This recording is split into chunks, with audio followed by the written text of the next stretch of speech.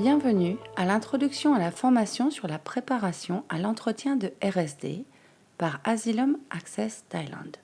Aujourd'hui, nous allons vous donner un guide rapide de préparation à votre détermination du statut de réfugié à venir ou entretien RSD avec la HCR. Nous allons couvrir une variété de sujets comme la manière dont l'officier de la HCR va estimer votre dossier, comment raconter votre histoire à l'officier, vos droits durant l'entretien RSD et comment raconter votre histoire par le biais d'un interprète.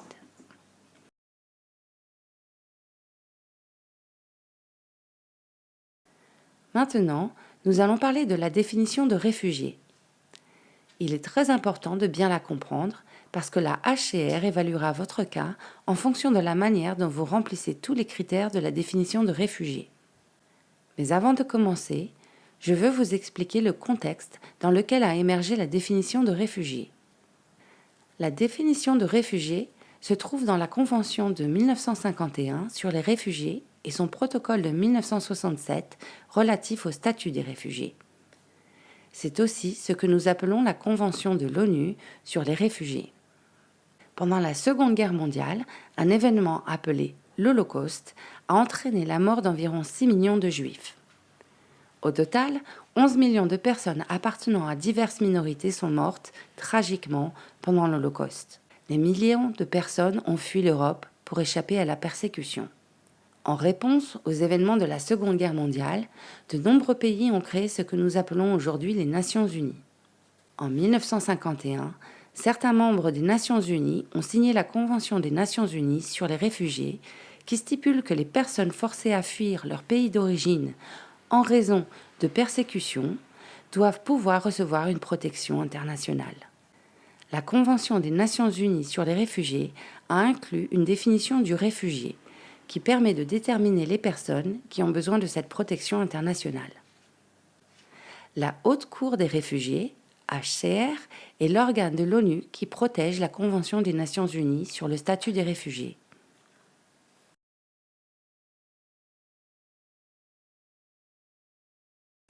La Thaïlande n'est pas signataire de la Convention des Nations Unies sur les réfugiés.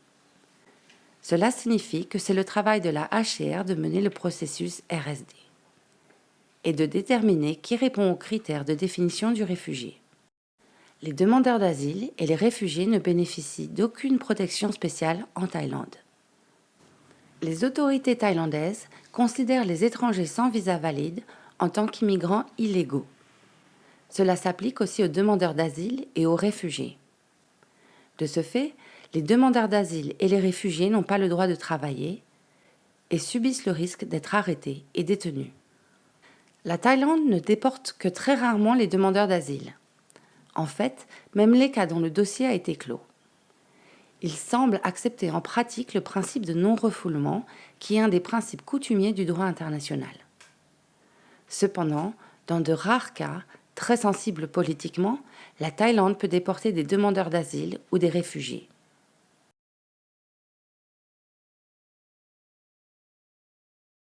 En examinant votre dossier, la HCR déterminera si vous remplissez les critères de définition du réfugié. Il est important de bien comprendre la définition d'un réfugié, car elle vous aidera à déterminer quelle partie de votre dossier sera importante pour la HCR.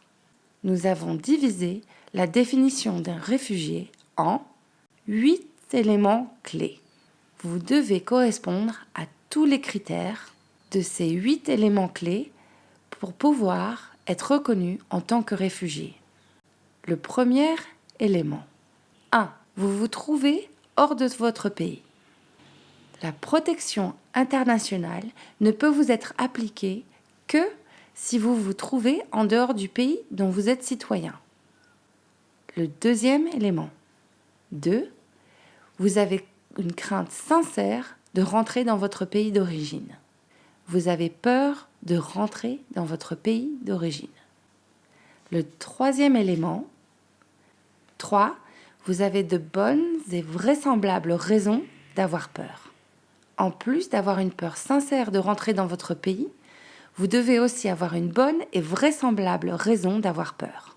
Cela veut dire que vos raisons d'avoir peur doivent être crédibles. Vous devez avoir une peur bien fondée. Le quatrième élément. 4. Vos craintes sont fondées sur quelque chose de très sérieux. Cela doit être plus sérieux que le fait d'être discriminé ou bien harcelé. Que ce dont vous avez peur équivaut à la perte d'une vie, à de la torture, à un viol, à une perte de liberté ou bien des traitements systématiques qui rendent votre vie intolérable. Le cinquième élément. 5. Vous êtes ciblé par ce type de traitement en raison de votre race, religion, nationalité, opinion politique ou par votre appartenance à un certain groupe social. Dans cet élément, vous devez démontrer que la raison de votre persécution est liée à votre race, religion, nationalité, opinion politique ou par votre appartenance à un groupe social particulier. Il n'est pas suffisant de se faire maltraiter ou d'avoir été blessé. Vous devez démontrer que ce traitement est en relation avec ce que nous appelons un motif de la Convention. Le sixième élément. 6. Le gouvernement vous a porté atteinte ou ne peut pas ou ne veut pas vous accorder sa protection.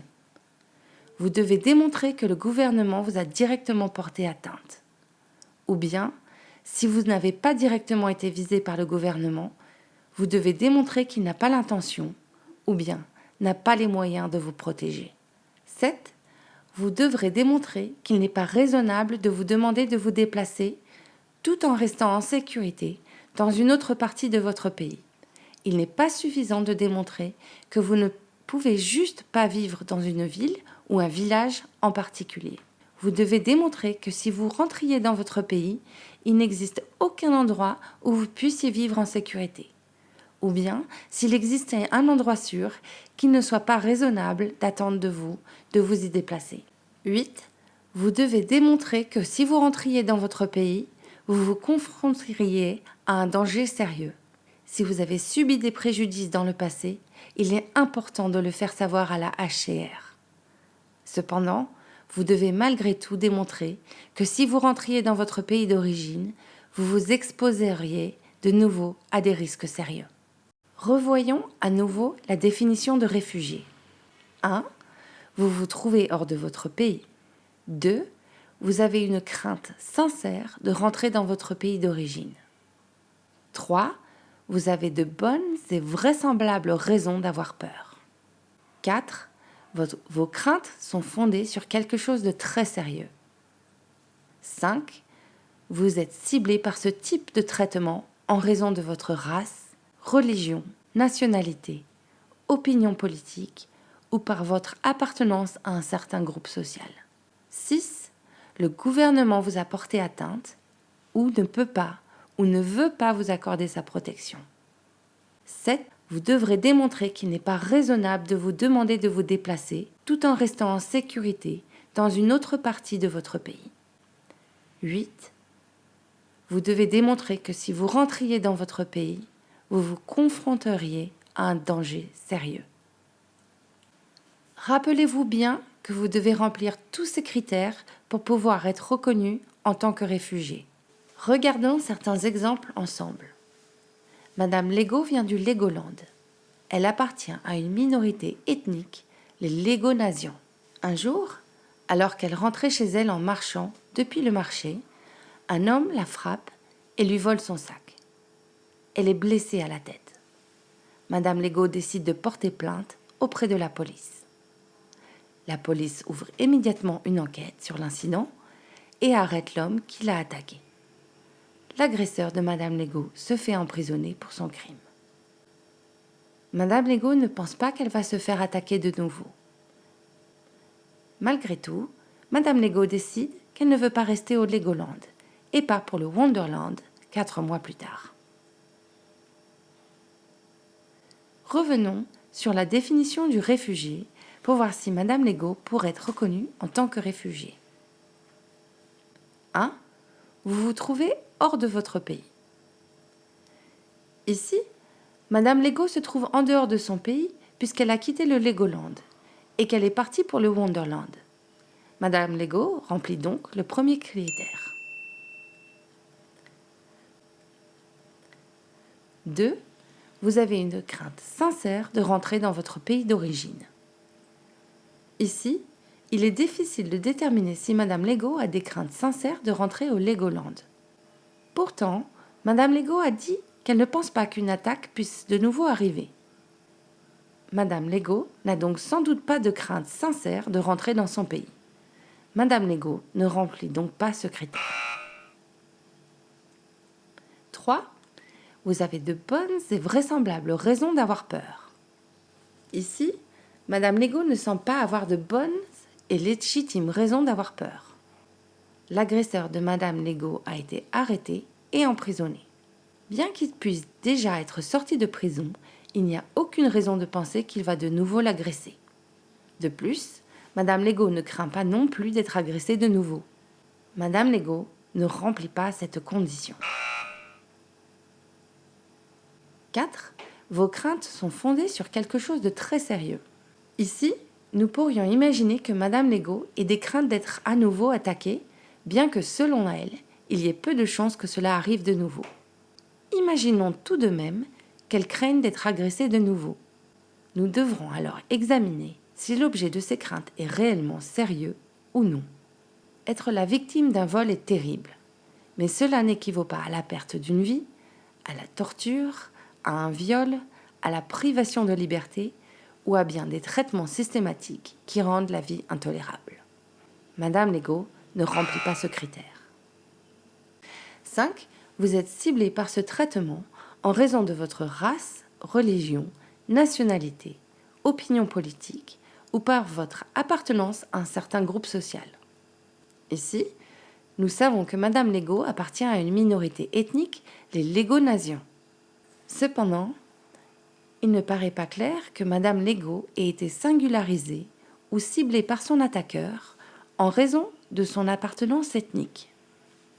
Madame Lego ne semble pas avoir fait l'objet de cette attaque en raison de son appartenance à une minorité ethnique, du fait qu'il semblait s'agir plus d'un vol commis au hasard. Madame Lego ne remplit pas ce critère. 6. Le gouvernement vous a porté atteinte, ou ne peut pas, ou ne veut pas vous accorder sa protection. Ici, le gouvernement du Legoland n'a pas porté atteinte à Madame Lego. Madame Lego s'est rendue à la police après son agression. La police a immédiatement lancé une enquête et a arrêté l'agresseur qui, de ce fait, a été envoyé en prison. Ici, le gouvernement fait bénéficier Madame Lego de sa protection. Madame Lego ne remplit pas ce critère. 7. Vous devrez démontrer qu'il n'est pas raisonnable de vous demander de vous déplacer, tout en restant en sécurité, dans une autre partie de votre pays. Ici, nous n'avons aucune raison de penser que Madame Lego ne puisse pas vivre ailleurs au Legoland. Madame Lego ne remplit pas ce critère. 8. Vous devez démontrer que si vous rentriez dans votre pays, vous vous confronteriez à un danger sérieux. Ici, Madame Lego est maintenant au Wonderland. Cependant, il n'y a aucun élément qui suggère qu'elle serait confrontée à un réel danger si elle devait rentrer au Legoland. Il semble que Madame Lego pourrait retourner en sécurité au Legoland. Madame Lego ne remplit pas ce critère. Selon notre analyse, il semble que Madame Lego ne remplit qu'un seul des 8 critères de la définition du réfugié. Madame Lego ne sera probablement pas reconnue en tant que réfugié. Prenons un autre exemple. Monsieur Lego vient du Legoland. Il appartient à une minorité religieuse, l'église des Saints Lego. Il est le pasteur de l'église locale. Un jour, des hommes appartenant à une organisation extrémiste bien connue sont arrivés à l'église et l'ont menacé de le tuer s'il continuait à prêcher sa foi. Ils l'ont aussi menacé de kidnapper et de faire du mal à sa fille. Il a essayé de porter plainte auprès de la police qui n'a rien fait pour l'aider. Au contraire, La police l'a elle-même menacé de l'arrêter sous prétexte que l'église des Saints Légaux n'est pas une vraie religion. Monsieur Legault sait très bien que les hommes qui sont venus lui rendre visite ont beaucoup de relations, parce qu'il les a vus parler en public dans sa ville, devant de grands rassemblements de personnes. Il a pris tellement peur pour sa vie et celle de sa famille qu'il est parti se cacher, avant de fuir le Legoland pour le Wonderland. Examinons les critères de la définition de réfugié pour voir si Monsieur Legault peut être reconnu comme tel. 1. Vous vous trouvez hors de votre pays. Ici, Monsieur Legault se trouve bien hors de son pays puisqu'il est parti du Legoland pour aller au Wonderland. Monsieur Legault remplit ce critère. 2.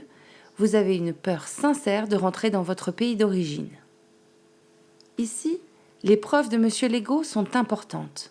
Il dit qu'il a peur de rentrer au Legoland du fait qu'il ait été menacé par les membres de l'organisation extrémiste parce qu'il prêche sa foi.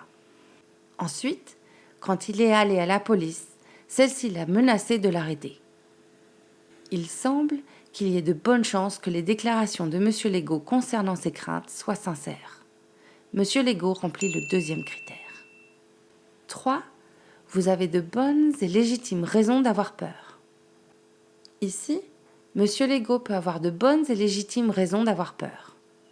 Monsieur Legault a bien été menacé par les membres de l'organisation extrémiste parce qu'il prêchait sa foi. Ils ont aussi menacé d'enlever et de faire du mal à sa fille. Et lorsqu'il s'est rendu à la police, celle-ci l'a menacé de l'arrêter. On pourrait donc dire que Monsieur Legault a peur que l'organisation extrémiste passe à l'action, et que si cela arrivait, Monsieur Legault ne pourrait pas obtenir la protection de la police. Tout cela constitue bien des faits fondés, mais Monsieur Legault devra donner plus de précisions quant aux menaces qu'il a reçues et à sa déclaration à la police pour justifier qu'il a de bonnes et légitimes raisons d'avoir peur. Pour ce critère, nous allons émettre une réserve et laisser peut-être. 4. Vos craintes sont fondées sur quelque chose de très sérieux. Ici, nous pourrions dire que Monsieur Legault a peur de se faire tuer par des membres de cette organisation extrémiste. Il craint aussi que sa fille soit enlevée et qu'on lui fasse du mal. Se faire tuer et avoir sa fille kidnappée constituent tous deux des dangers sérieux, parce qu'ils représentent potentiellement un danger de mort. De plus, si la police passait à l'acte et arrêtait Monsieur Legault, on obtiendrait une incarcération. De plus, si la police passait à l'acte et arrêtait Monsieur Legault, on obtiendrait une incarcération injuste. Se faire injustement emprisonner constitue aussi une atteinte grave parce que cela revient à une privation de ses droits fondamentaux. À partir de là, il semble que Monsieur Legault remplit probablement cette condition. 5. Vous êtes la cible de ce traitement en raison de votre race, religion, nationalité, opinion politique ou par votre appartenance à un certain groupe social. Ici, nous savons que Monsieur Legault appartient à une minorité religieuse, l'Église des Légociens. On peut dire que Monsieur Legault a été la cible des membres de l'organisation extrémiste en raison de sa religion. Des hommes de cette organisation bien connus sont venus à l'église et l'ont menacé de le tuer s'il continuait à prêcher sa foi. Ils ont aussi menacé d'enlever et de faire du mal à sa fille. Ici, les extrémistes ont donné à Monsieur Legault les raisons de leurs menaces, à cause de sa religion. Ici, les menaces sont directement liées à la religion de Monsieur Legault parce que si Monsieur Legault ne prêchait pas sa foi, alors les membres de cette organisation extrémiste ne l'auraient pas menacé. De plus, Monsieur Legault s'est rendu à la police. Celle-ci l'a menacé de l'arrêter parce qu'il considérait que la religion de Monsieur Legault, l'Église des Légociens, n'est pas une vraie religion. Ici, la menace de la police est directement en lien avec la religion de Monsieur Legault parce que si Monsieur Legault n'avait pas été un membre de cette Église, alors la police ne l'aurait pas menacé de l'arrêter. Sur ce point, il semble que Monsieur Legault remplit probablement la 5e condition. 6. Le gouvernement vous a porté atteinte ou ne peut pas ou ne veut pas vous accorder sa protection.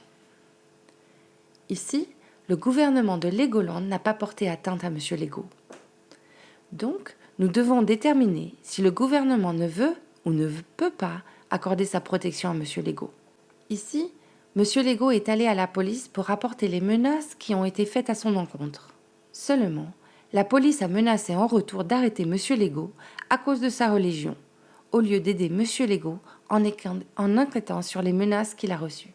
Seulement, la police a menacé en retour d'arrêter M. Legault à cause de sa religion, au lieu d'aider M. Legault en enquêtant sur les menaces qu'il a reçues. La police n'a pas aidé M. Legault et en le menaçant de l'arrêter, ils lui montrent qu'ils ne le protégeront pas à cause de sa religion. M. Legault remplit probablement cette condition. 7. Vous devrez démontrer qu'il n'est pas raisonnable de vous demander de vous déplacer tout en restant en sécurité dans une autre partie du territoire de votre pays. Ici, M. Legault a fait l'objet de menaces émanant d'une organisation extrémiste bien connue et il sait que les hommes de cette organisation ont un réseau très vaste. On peut donc affirmer que du fait que les hommes aient un réseau très vaste, il est possible qu'ils puissent retrouver M. Legault partout dans le Legoland. Si la police du Legoland menace de manière générale d'arrêter les membres de l'église des Légociens, cela aiderait M. Legault à démontrer qu'il n'y a pas d'endroit pour vivre en sécurité pour lui au Legoland. Ici, M. Legault devra procurer plus d'informations pour démontrer comment il pense que les membres de l'organisation extrémiste ont les moyens de le retrouver. Il devra donner plus d'informations sur les raisons qui prouvent que ces hommes ont un vaste réseau. De plus, des informations ou des nouvelles qui montrent que la police menace d'arrêter ou arrête fréquemment les membres de son église peuvent aider à démontrer que M. Legault n'est en sécurité nulle part au Legoland. Pour cet élément, on dira donc peut-être. 8. Vous devez démontrer que si vous rentrez dans votre pays, vous vous confrontez à un danger sérieux. Ici, M. Legault se trouve aujourd'hui au Wonderland. S'il rentrait au Legoland, il peut dire qu'il ferait face au même risque. Malgré tout, il devra démontrer pourquoi il pense que les menaces proférées à son encontre par les membres de l'organisation extrémiste sont toujours d'actualité. Peut-être que les membres de l'organisation extrémiste le recherchent toujours. Il doit aussi démontrer que les menaces d'arrestation à l'encontre des membres de son Église par la police sont toujours réelles. Peut-être que les conditions au Legoland n'ont pas changé, ou peut-être se sont-elles même dégradées. S'il existe des articles de journaux ou des rapports le montrant, cela pourrait aider M. Legault à prouver que s'il retournait dans son pays, il ferait face à un danger sérieux. En se basant sur les faits présentés, il n'est pas clair de savoir si M. Legault remplit cette condition. Il devra apporter plus de preuves. Pour cette condition, on dira alors peut-être. Selon notre évaluation, il semble que M. Legault remplit 5 des 8 critères de la définition de réfugié. Si M. Legault était dans la possibilité d'apporter plus d'informations pour les éléments 3, 7 et 8, il serait probablement reconnu en tant que réfugié. Nous reparlerons de la manière dont on peut apporter de nouveaux éléments à la HCR pour démontrer que vous remplissez toutes les conditions dans le module suivant. Maintenant que vous connaissez les conditions de la définition de réfugié, n'oubliez pas de répondre au questionnaire que vous trouverez dans la prochaine section. À bientôt dans notre prochain module.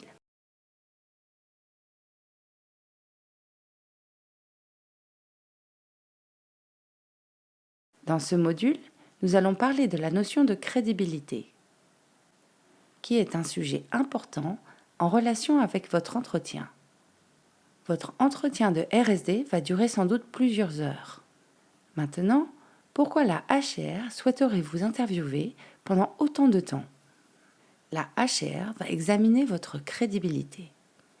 Cela signifie que la HCR va évaluer si l'histoire que vous leur racontez est crédible ou non. La HCR va évaluer la manière dont vous racontez votre histoire. L'officier va évaluer le niveau de détail que vous pourrez procurer pendant votre entretien. Lorsque vous répondez aux questions, l'officier va aussi observer si votre histoire est cohérente. L'officier comparera la déclaration écrite que vous avez soumise, toutes les preuves que vous avez soumises ce que l'on connaît en général sur la situation de votre pays par les informations ou les rapports sur les droits de l'homme, avec ce que vous leur dites durant l'entretien. Il ou elle va aussi examiner les informations qui auront été fournies par les membres de votre famille durant leur entretien. Il n'y a aucune histoire correcte qui pourra vous assurer d'obtenir le statut de réfugié. Vous devrez expliquer à la HCR ce qui vous est arrivé de manière claire et honnête. C'est pourquoi il est important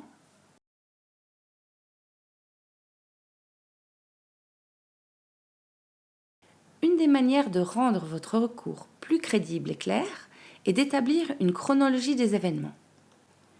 Une chronologie des événements veut simplement dire que vous racontez votre histoire dans l'ordre dans lequel elle est arrivée. Le fait de raconter votre histoire de cette manière pourra aider l'agent de la HCR à comprendre ce qu'il vous est arrivé et pourquoi vous devriez bénéficier du statut de réfugié. Voici un exemple de chronologie d'événements. Je vais parler du repas que j'ai mangé hier, dans l'ordre duquel cela s'est passé. Hier, j'ai pris mon petit déjeuner à 7h30 le matin. À 9h30, j'ai mangé un encas. Aux environs de 12h30, j'ai déjeuné. Entre 15h et 16h, j'ai pris un thé. À 18h30, j'ai dîné. Je viens juste de vous décrire la prise de mes repas, dans l'ordre chronologique. Cela signifie l'ordre dans lequel je les ai pris. Ici, vous pouvez voir que j'ai commencé ma journée en prenant mon petit déjeuner à 7h30 le matin, suivi d'un snack que j'ai pris aux environs de 9h30. Après cela, vous pouvez voir que j'ai déjeuné à 12h30 et qu'entre 15h et 16h, j'ai pris un thé. Et qu'enfin, j'ai dîné à 18h30. Établir un ordre chronologique permet de clarifier ce qu'il s'est passé et rend l'histoire moins confuse. Afin de pouvoir raconter votre histoire de manière aussi claire que possible, vous devriez la raconter dans l'ordre dans lequel les choses se sont passées. Une des manières de bien se préparer pour ça est d'établir son propre tableau chronologique. Même si l'officier de la HCR ne vous pose pas les questions dans l'ordre chronologique, cet exercice peut être utile. Commencez votre tableau par le début de votre histoire, jusqu'au moment où vous êtes arrivé en Thaïlande. Incluez tous les événements de votre vie qui sont importants et ont une signification dans votre histoire. Incluez aussi les raisons de votre départ de votre pays et ainsi que celles qui justifient qu'il est dangereux d'y rentrer. Dans le dernier module, nous avons parlé du cas de Monsieur Legault et comment le fait de fournir plus de précisions pourrait sans doute l'aider à obtenir le statut de réfugié. En évaluant votre crédibilité, la HCR va analyser la quantité de détails que vous fournissez pendant votre entretien. 1. Décrivez-vous ce qu'il s'est passé? 2. Avez-vous parlé de quand cela s'est passé? 3. Citez-vous toutes les personnes concernées par l'incident. 4. Avez-vous parlé du lieu où l'incident a eu lieu? 5. Pourquoi pensez-vous que cela s'est passé? Regardons un exemple ensemble. Monsieur Legault a été menacé par des hommes d'une organisation extrémiste bien connue qui se sont rendus à son église et lui ont dit que s'il n'arrêtait pas de prêcher sa foi, ils le tueraient. Voyons si nous pouvons répondre aux questions. 1. Est-ce que cette déclaration décrit ce qu'il s'est passé? Ici, nous pouvons voir que Monsieur Legault a été menacé et qu'on lui a dit qu'il serait tué. C'est une manière très simple de décrire ce qu'il s'est passé. Afin d'être plus crédible, Monsieur Legault devra sans doute fournir plus de précisions sur ce qu'il s'est passé. 2. Avez-vous parlé du moment où cela s'est passé? Ici, nous n'avons aucune idée du moment où l'incident s'est produit. Cette information devra être incluse. 3. Citez-vous toutes les personnes concernées par l'incident. Ici, nous pouvons voir que Monsieur Legault a été menacé par des hommes d'une organisation extrémiste bien connue. Mais nous n'apprenons rien de plus sur ces hommes ni sur l'organisation extrémiste. Monsieur Legault devra fournir plus d'informations sur les personnes impliquées dans cet incident. 4. Avez-vous parlé du lieu où l'incident a eu lieu?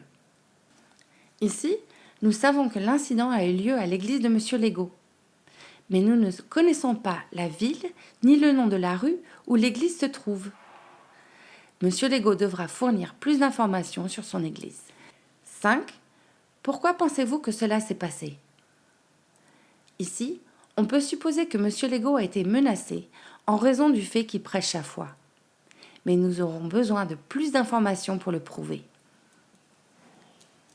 Regardons maintenant un autre exemple où suffisamment d'informations ont été fournies. Monsieur Legault a été menacé par 3 hommes de Nation Légolaise, une organisation extrémiste bien connue. Les hommes portaient des chemises vertes et des chapeaux pointus verts, qui sont généralement portés par les membres de Nation Légolaise. Ils étaient de taille moyenne et un des hommes avait une barbe pointue. Monsieur Legault avait déjà vu ces hommes auparavant, s'exprimant en public devant un grand rassemblement contre les membres de l'Église des Saints-Légaux. Le 4 juillet 2012, aux environs de 15 heures, ces hommes se sont rendus à l'église des Légaucins, qui se trouve dans la rue de l'école à Légauville. Ils sont arrivés juste après que les membres de l'église aient fini leur service religieux. Les hommes ont alors défoncé la porte et ont en cassé une partie. Ils sont entrés dans l'église en criant « Ce n'est pas une vraie église !» Monsieur Legault était en train de faire le ménage quand les hommes l'aperçurent. 2 hommes lui tenaient les bras, pendant que l'homme avec la barbe pointue le cognait en hurlant « Nous te tuerons si tu ne t'arrêtes pas de prêcher ta fausse religion. Nous connaissons ta fille et ce serait très simple pour nous de la prendre. Tu ne veux pas savoir ce que nous lui ferions. » Voyons si nous pouvons répondre aux questions à niveau. 1. Décrivez-vous ce qu'il s'est passé. Ici, nous obtenons plus de précisions sur ce qu'il est arrivé à Monsieur Legault. On peut voir qu'il a été menacé par 3 hommes et que ces hommes ont défoncé la porte en cassant un morceau de celle-ci. Ils sont entrés en criant « Ce n'est pas une vraie église !» On peut aussi voir que 2 des hommes ont tenu les bras de Monsieur Legault, tandis que le 3e, avec la barbe pointue, le cognait. Et on obtient aussi plus de détails concernant les menaces. Dans ce scénario, on obtient une idée plus claire de ce qu'il s'est passé. Et on peut imaginer à quel point cette situation a été terrifiante grâce au nombre de détails fournis. Regardons maintenant la question suivante. Avez-vous parlé de quand cela s'est passé? Ici, nous pouvons savoir que cela s'est passé le 4 juillet 2012, aux environs de 15 heures. L'incident a lieu au moment où les membres de l'Église sont sortis du service religieux. 3. Avez-vous parlé de toutes les personnes concernées par l'incident? Dans cet exemple, on obtient plus d'informations sur les personnes impliquées dans l'incident. On découvre qu'il y avait 3 hommes et on apprend le nom de l'organisation extrémiste. On a aussi plus d'informations sur les caractéristiques physiques des hommes. Cela, avec le nom de l'organisation extrémiste, permettra de savoir plus aisément si cette organisation bénéficie effectivement d'un réseau étendu au Legoland. 4. Avez-vous parlé du lieu où cela s'est produit? Ici, on sait où a eu lieu l'incident. Il sera plus simple d'identifier de quelle église il s'agit puisqu'on a un endroit plus précis. On peut voir que cela s'est passé dans l'église des Légaucins, dans la rue de l'école à Légauville. 5. Pourquoi pensez-vous que cela s'est passé? Dans cet exemple, il serait plus facile si Monsieur Legault nous disait pourquoi il pense que cet incident a eu lieu.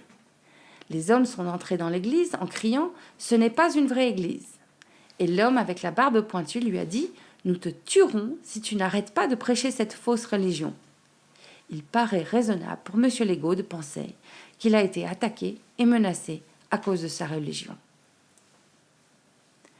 Vous pouvez voir la différence entre la première déclaration et la seconde déclaration.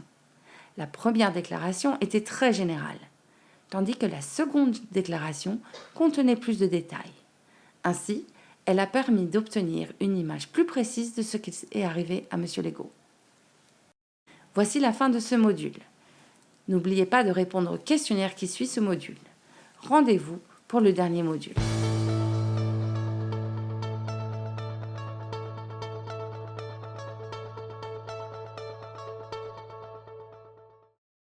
Durant votre entretien RSD avec la HCR, vous passerez votre entretien seul, même si vous venez accompagné de votre famille. Vous serez dans une salle avec un officier et un interprète. Il est important de comprendre le rôle de l'interprète. L'interprète est là pour traduire votre histoire à l'officier sans rien changer. C'est important d'adapter la manière dont vous racontez votre histoire lorsque vous utilisez un interprète. Cela veut dire qu'il faudra parler lentement, clairement, avec des phrases courtes et éviter d'interrompre l'interprète. Une bonne règle est de ne pas parler pendant plus de 5 à 10 secondes, ou plus que votre temps de respiration. Si vous parlez plus longtemps, l'interprète risque de lever la main pour vous arrêter. Leur but n'est pas de vous offenser, ils essaient juste de faire leur travail, de traduire rigoureusement ce que vous dites à l'officier. L'interprète n'expliquera aucun aspect de votre histoire à l'officier. L'interprète n'expliquera pas non plus aucun aspect de votre culture à l'officier. Vous pouvez considérer avec certitude que tout ce que vous direz durant votre entretien, y compris les conversations que vous pourrez avoir en aparté avec l'interprète, seront traduites telles quelles à l'officier de la HCR.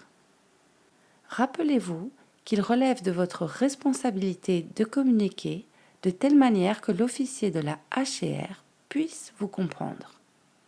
C'est aussi important de comprendre que l'officier est celui qui prendra une décision sur votre dossier, et non pas l'interprète. Ainsi, vous devriez essayer d'établir une relation avec l'officier durant votre entretien, et non pas avec l'interprète. Cela veut dire qu'il faut établir un contact visuel et utiliser votre expression corporelle. Ne vous inquiétez pas, les interprètes sont formés pour ne pas s'offenser si vous ne les regardez pas durant l'entretien. Vous devriez écouter attentivement votre interprète et attendre qu'il ait fini de traduire avant de répondre à la question. Avant de répondre, prenez votre souffle, organisez vos pensées et répondez à la question aussi clairement et directement que possible. S'il y a quelconque problème avec la traduction, vous pouvez poliment suggérer des solutions.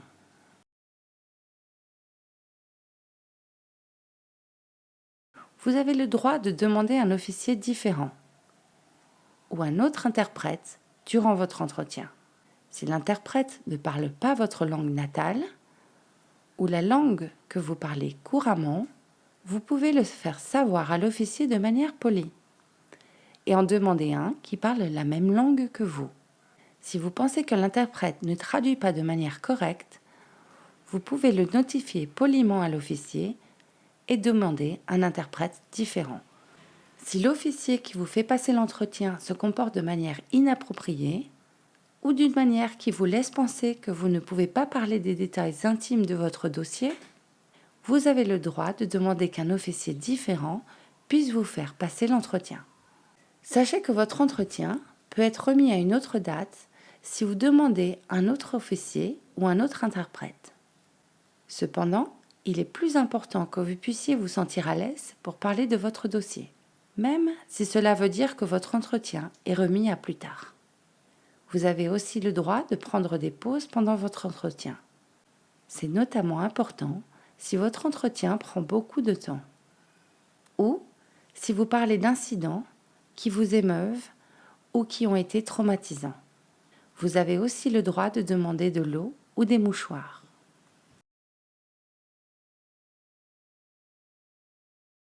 Voici quelques conseils pratiques à prendre en compte pour votre entretien.